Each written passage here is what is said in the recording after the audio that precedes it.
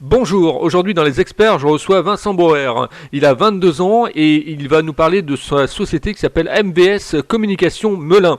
Vous allez tout savoir et puis un petit peu du monde de la radio parce que c'est un fan de la radio comme moi.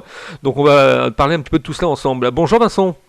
Bonjour Philippe, merci déjà à toi de me recevoir dans ton émission. C'est avec grand plaisir que je viens parler un petit peu de mon expérience auprès des particuliers et des professionnels.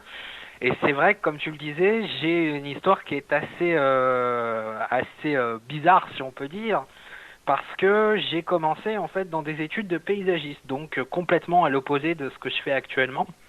Mhm. Et puis, suite à ça, j'ai eu en fait l'occasion de me lancer dans la radio aussi, et donc ça a été un pur bonheur. C'était en 2013, chose que je fais toujours d'ailleurs, parce que à côté de ça, je gère aussi une radio qui est en Seine-et-Marne, donc voilà, donc c'est une chose que je fais toujours. Et puis, Rappelle à nos amis le nom de cette radio.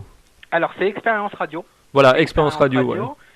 Et puis, bon, j'ai eu la chance de pouvoir travailler sur une radio locale FM, donc où j'ai pu voir un petit peu ce que ça donnait et ce que c'était, parce que c'est pas du tout le même milieu que le web. Et je me suis dit, je veux laisser la radio qu'en passion, parce que c'est travailler sur une FM, c'est doublement plus compliqué que si tu travailles sur une web. Et de là, je me suis dit, il faut que je trouve quelque chose qui me convient.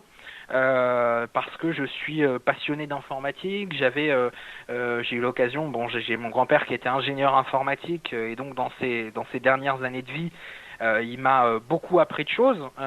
Et puis j'ai une chance, c'est d'être quelqu'un qui apprend tout seul, si je puis dire, sur le tas, en fait. Et donc ça, c'est une chance énorme. T'es Et autodidacte. donc voilà, et c'est ce qui m'a permis en fait de me dire je vais me lancer en fait, je vais me Mhm. lancer. Et d'ailleurs, beaucoup se disent il faudrait se lancer à son compte. Moi, je me dis que maintenant que j'ai connu, tu sais, le milieu où tu n'as pas de patron, où tu es ton propre patron, euh, c'est euh, c'est doublement c'est doublement mieux en fait. Moi, jamais je me dirais que je retournerais bosser pour un patron. Parce que étant ton propre patron, tu es plus libre, tu fais un petit peu ce que tu veux. Et donc voilà, donc c'est beaucoup mieux si je puis dire. Mhm. Voilà. Ouais, c'est une philosophie différente, ouais. Voilà, et donc du coup, bon moi je me suis lancé en 2019, ma société a été lancée en 2019. Je t'avouerai que sur le coup, je me suis dit est-ce que je me lance ou pas? C'est une crainte aussi, hein, parce que tu te dis tu lâches un petit peu le milieu professionnel sur lequel t'étais, donc si tu fais pas si tu fais pas de clients, bah t'as pas de salaire. Donc en fait c'est une crainte sans être une crainte. Et puis bon, je me suis dit j'avais 20 ans à ce moment-là. Je me dis j'ai 20 ans, c'est maintenant que je devrais me lancer. C'est pas quand j'aurai 30 ans qu'il va falloir me lancer. Et puis je me suis dit quitte à y aller, j'y vais. Voilà. Et puis j'ai eu la chance d'avoir l'aide en fait d'une structure qui est sur Melun, qui s'appelle l'Atelier Melun Val de Seine, que je voudrais d'ailleurs remercier en même temps. On les salue, ouais. Voilà, qui m'a permis aussi de me lancer vraiment comme il fallait, en fait. Parce que tous les conseils que j'avais besoin, c'est vrai que quand on se lance, quand tu es auto-entrepreneur, tu n'as pas forcément de comptable, donc c'est toi qui fais la comptabilité. Tout ça, c'est des choses que moi je connaissais pas. Et enfin, je connaissais à moitié parce que gérant une association, tu as quand même de la comptabilité à faire. Mhm. Mais c'est des choses que je ne connaissais pas plus que ça. Et en fait, cette structure m'a permis de m'aider en fait à me renseigner sur tout et de me lancer vraiment comme il fallait en fait. Et donc maintenant j'en suis très content parce que on arrive à avoir des clients un petit peu partout en France. Donc c'est une fierté hein, aussi. Hein. Là, je suis actuellement en train de travailler sur le site e-commerce d'une commerçante qui est dans le 91. Mhm. Parce que avec ce qui s'est passé ces derniers temps, hein, avec la période du Covid, beaucoup de gens se sont rendus compte que le digital était très très important en fait. Et c'est vrai que les boutiques maintenant, beaucoup ne peuvent plus se passer de leur site internet parce que ça leur permet de faire du click and collect, ça leur permet de faire de la vente un petit peu partout en France aussi. Et ça, c'est l'avantage du site internet, quoi.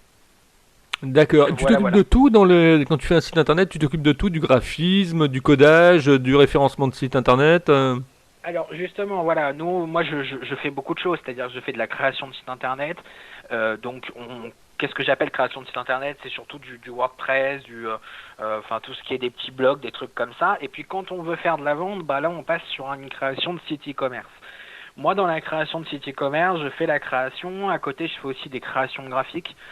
C'est-à-dire que je peux aussi bien faire des designs de banderoles, des designs de logos, enfin voilà. Je fais aussi du community management avec la gestion des réseaux sociaux, des entreprises qui me font confiance. Et puis, très récemment, je me suis aussi mis dans ce qu'on appelle le print, où je fais de l'impression de signalétique, de flyers et de cartes de visite et beaucoup d'autres choses d'ailleurs. Et je propose aussi des formations de gestion de communication de réseaux sociaux.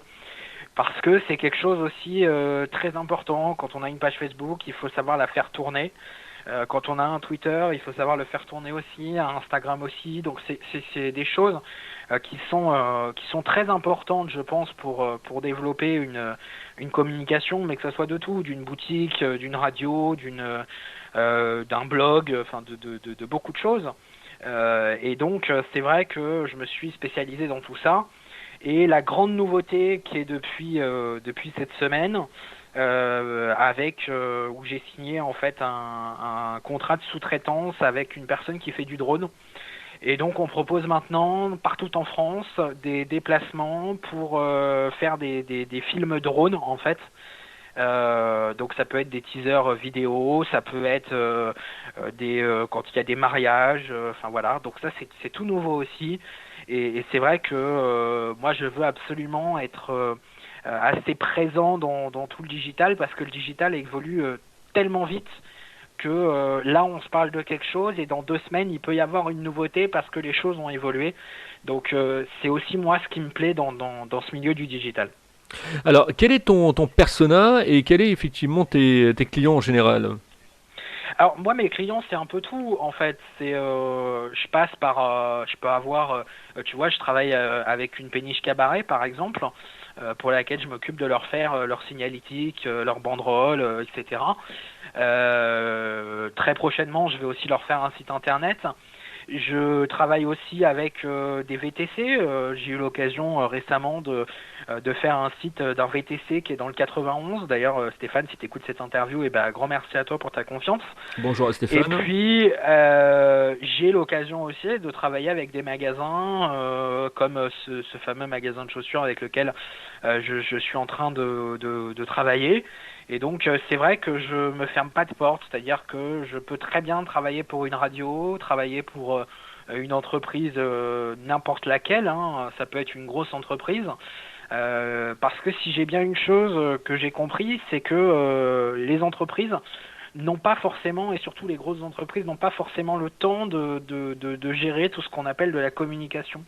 Et ça, c'est vraiment, s'il y a personne pour s'en occuper, c'est compliqué. Parce que la communication, ça passe aussi par le site internet, par le référencement. Je fais aussi depuis très peu du SEO aussi, où je suis en train de me professionnaliser dessus. Je vais sans doute avoir une formation très prochainement pour du SEO naturel, justement. Parce que ça, c'est très important aussi. Ça permet de remonter sur Google.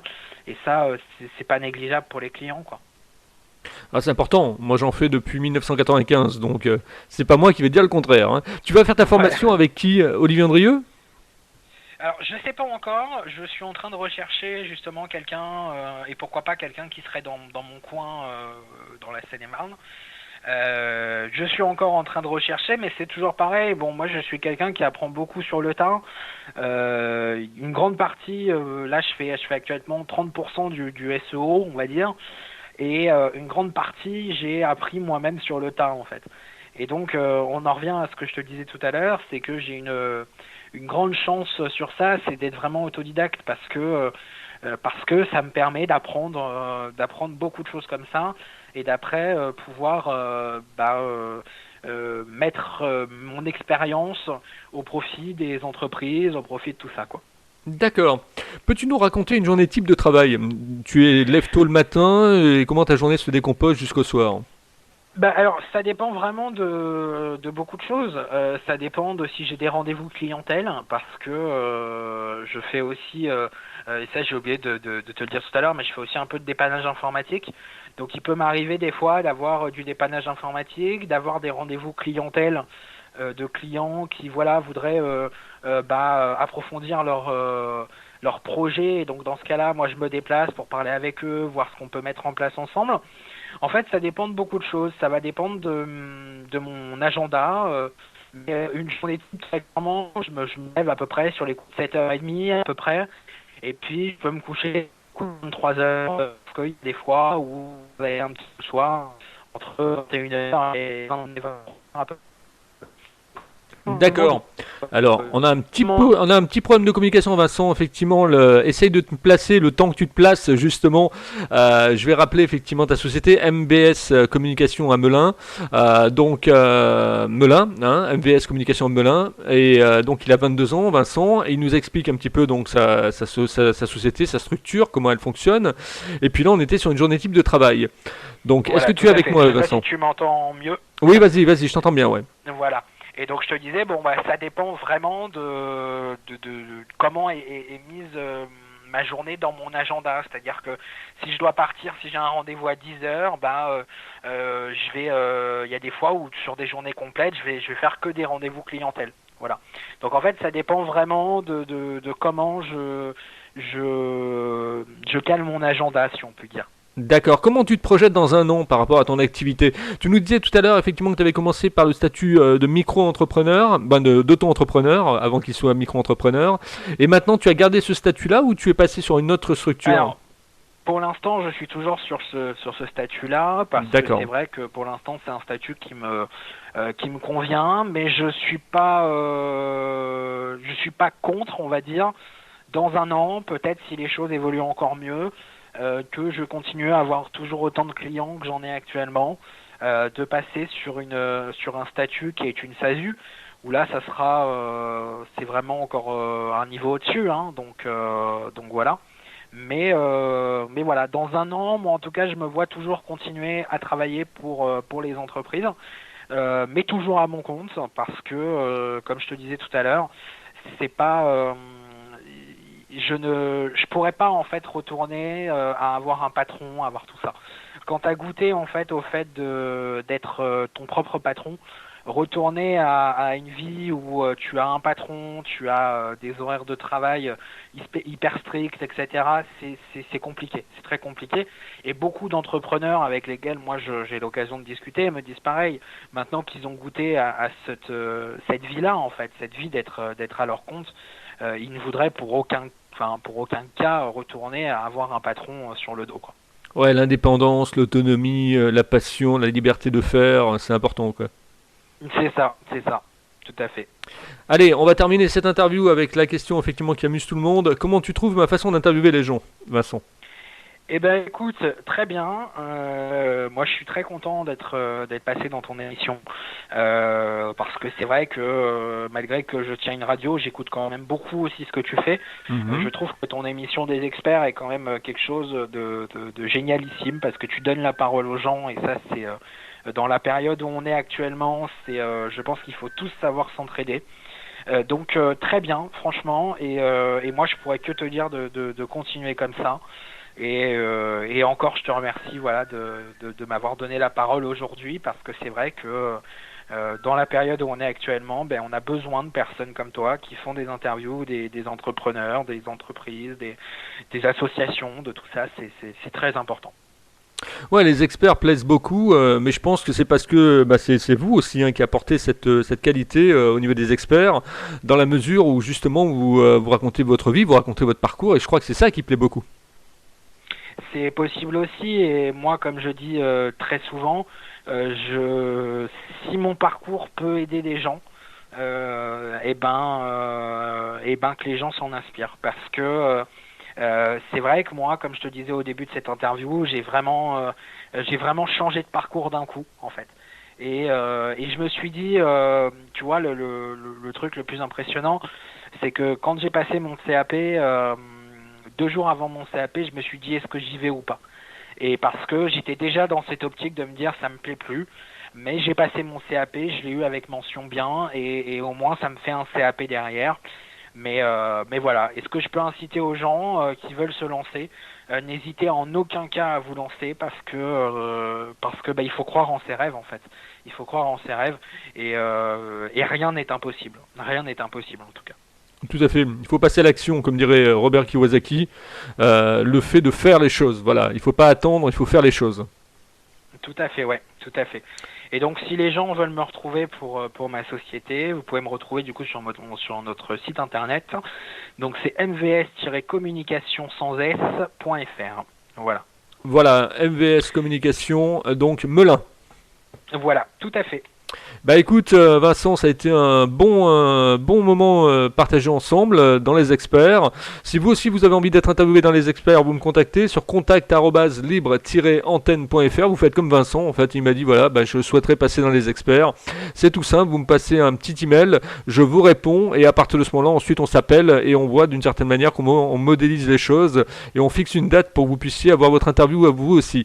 Pour écouter les experts c'est simple, hein, c'est www.libre-antenne.fr, rubrique podcast, page podcast, www.libre-antenne.fr. Et puis je vous dis à demain avec un nouvel invité ou une nouvelle invitée, un décideur, un entrepreneur, un artiste, un chanteur, un directeur de radio, un animateur radio, un journaliste, qu'importe, tout le monde passe dans les experts. Merci Vincent, tu ne quittes pas, je te retrouve en antenne. Merci beaucoup Philippe.